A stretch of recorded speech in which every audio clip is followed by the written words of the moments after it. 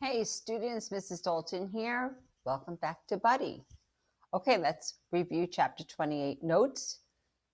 Remember that Daddy, Little T, and Rover go to New Orleans every weekend to muck out the house, okay? And Rover joins them. Little T's grades increase, they go up. He's earning B's. Little T's working very hard in the house. He trains Rover. And we find out something about J-Boy, right? J-Boy appears on the scene, kind of out of nowhere. And he's the only kid Little T sees. So we're wondering, did J-Boy ever leave? Did he ever evacuate? Did he stay in New Orleans during Katrina? Where's his mom? And why is J-Boy dropping out of school? What is J-Boy up to? Okay, let's proceed. Move on to chapter 29. When it gets to be almost Easter, Mama says, "You aren't going to New Orleans for Easter Sunday, are you?" "I'm going to church on Easter," Daddy says, "but I'm going to my church in New Orleans. Me and Little T will take a break long enough to go to church." Mama's standing with her hands on her hips. "Do you want to come with us?" Daddy says. "And what am I going to do with a toddler baby in a house full of rusty nails and holes?" Daddy shrugs up his shoulders. "Suit yourself," he says. "I think you're crazy," Mama says, "living in an empty city in a rotten house with a half-wild dog and a boy no more than 13 years old." Daddy looks at me. "Do you think I'm crazy, Little T?" I shake my head. Mama stomps off to the kitchen. Daddy sits there watching her walk off. Then he looks at me. "Sometimes, Little T," he says, "you just got to do what you got to do, even if it don't make sense to anybody but you." "It makes sense to me, Daddy." Daddy shakes his head. "But not to your mama." When we pull up on Easter weekend, Rover jumps out of the car and shoots straight for the back, barking up a storm.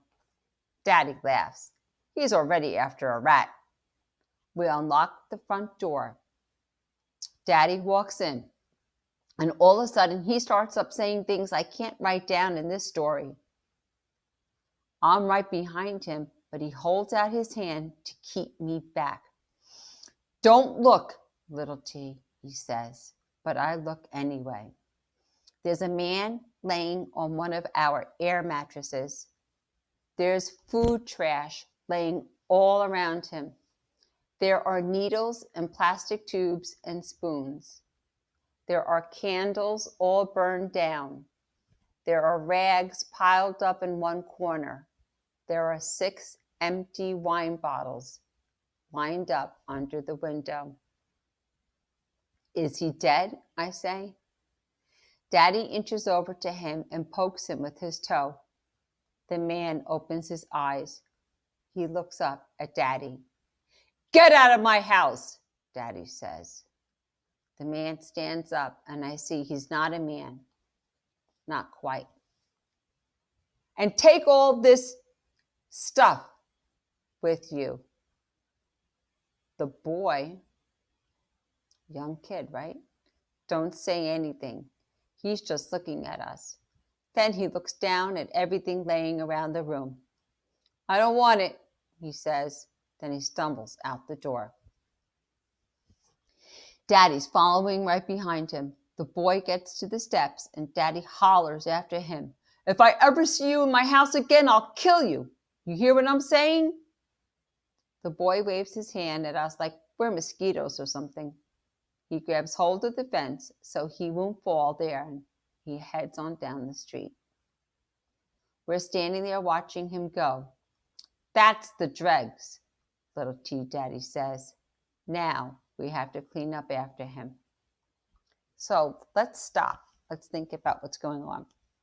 Little T and his daddy and Rover, every weekend, they go to New Orleans to muck out and clean up the house and see if they could fix it.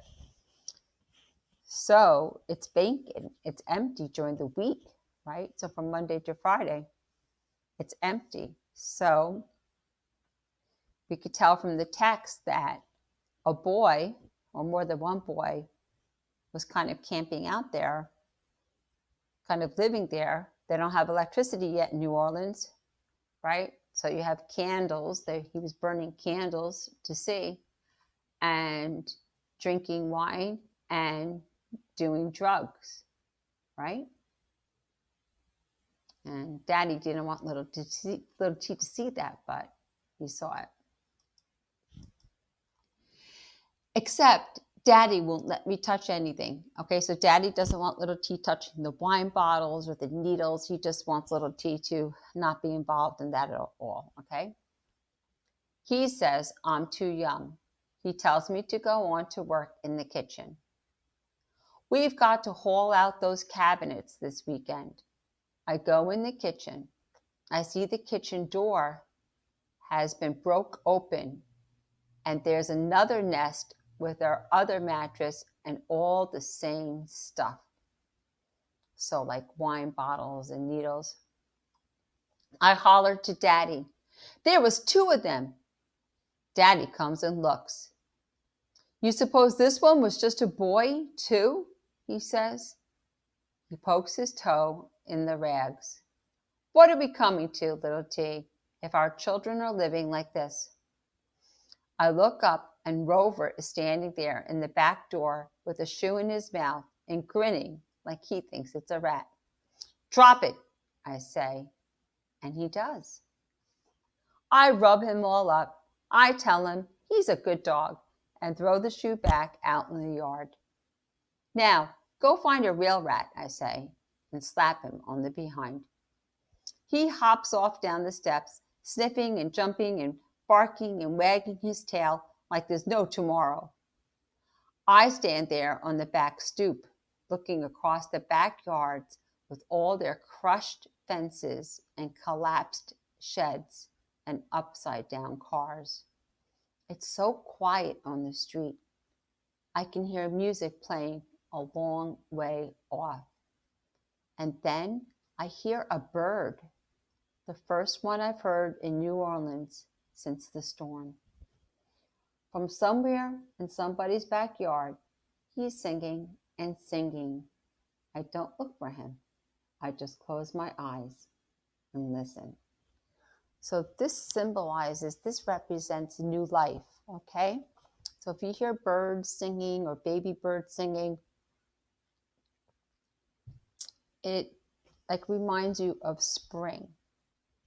And little T's thinking maybe New Orleans will come back to life someday. And they are in spring, because here we are. It's Easter morning. Easter morning, we wake up early in our camp in our house. Daddy says we got to go to the sunrise service, even if there ain't no sunrise to see inside the building. We don't dress up. Daddy says people in New Orleans don't worry about that stuff now. I'm following him out the front door when I realize the Easter bunny didn't come. I'm wondering if maybe there's a basket for me at the apartment. And then I hope not. I hope the Easter bunny knows I'm too old for that stuff now. Me and Daddy walk real quiet into the church. It's darkish in there, but that church is full of people. Daddy puts his hand on my shoulder and guides me to a seat near the front, just like where we used to sit. I hear the people all around me breathing. Then the light starts to come in through the windows. It's coming in slow and steady. The sun is rising, and we're all sitting there waiting. All of a sudden, I hear a big rustle, and a bunch of people at the front of the church stand up. Then I hear a voice lift up in song. It's Brother James. And then the people behind him join in, and the church fills up with light, and we all stand up, all of us, and I look around. It's all different kinds of people. Some faces I know, but there are a lot of faces I ain't never seen. Black faces, white faces, young faces, a few old faces. Who are all these people? I whispered to Daddy. They're our neighbors, he says. But I thought nobody was here. You thought wrong, he says. And we start singing too. When that service is over, everybody comes pouring out the door, hugging and kissing and praising God right and left. There's a man standing off in the shade of the porch wearing army clothes. Daddy goes up to him and shakes his hand and pats him on the shoulder. I'm sorry, Daddy says. She was a fine woman, a good woman. Then I know that's Mrs. Washington's nephew. He's back from Iraq. But she ain't there to see him. Because remember, Mrs. Washington died during Katrina? They found her drowned in the attic. But her nephew's back from Iraq. And I guess I don't know if he's going to try to fix up the house, but he's back. Well, now he's nodding his head and pressing his fingers in his eyes. I miss her, he says real quiet. It's like that sometimes, Daddy says, and pats his shoulder again. Then up comes Mr. Nelson. Woo-hee, he says, and stops right in front of me. This ain't little T, he says. Sure is, Daddy says, and they're shaking hands and hugging and talking about how Houston's a fine place, but it ain't New Orleans. And Daddy's glad to be working, but he wants to come home something awful. And Mr. Nelson's house only had 3 feet of water, but it was ruined.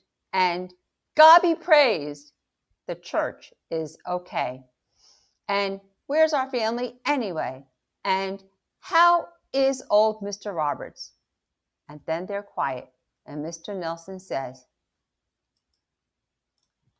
may he rest in peace. Then Mr. Nelson looks at me and says all over again, I know this ain't little T. It sure is, Daddy says again.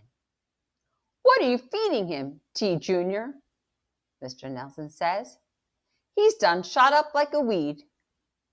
He's got a good start, Daddy says, but he's got a ways to go. So they're noticing that little T has grown a bit. He's growing up. He's a teenager. He's gotten a little taller, right? You're going to be like your grandpa, boy, Mr. Nelson says. Tall and skinny. I'm tall, Daddy says, but you ain't skinny, Mr. Nelson says. And now everybody's laughing and slapping each other on the arm. And then Mr. Nelson turns to me and says, how about that 3-legged dog?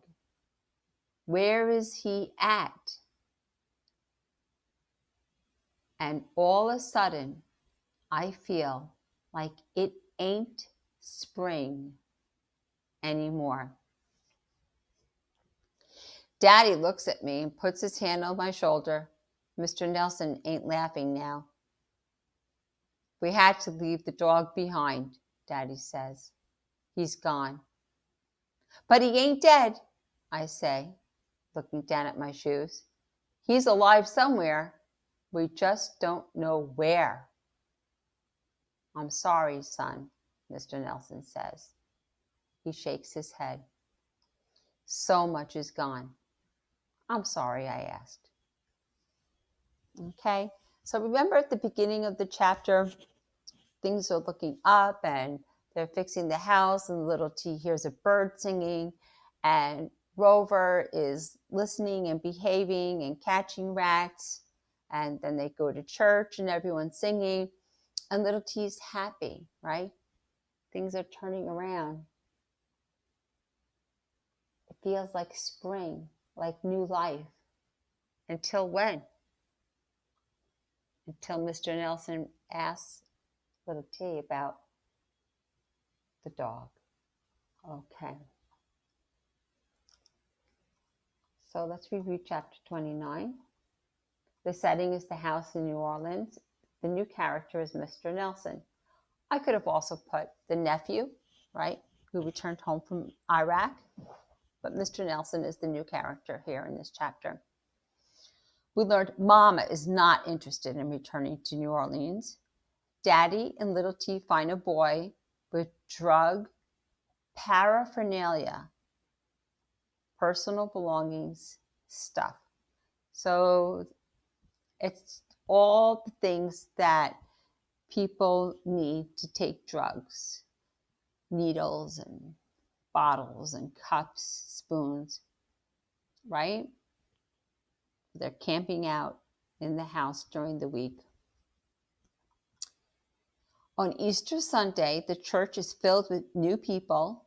Church members catch up with each other and share their experiences and losses from Hurricane Katrina.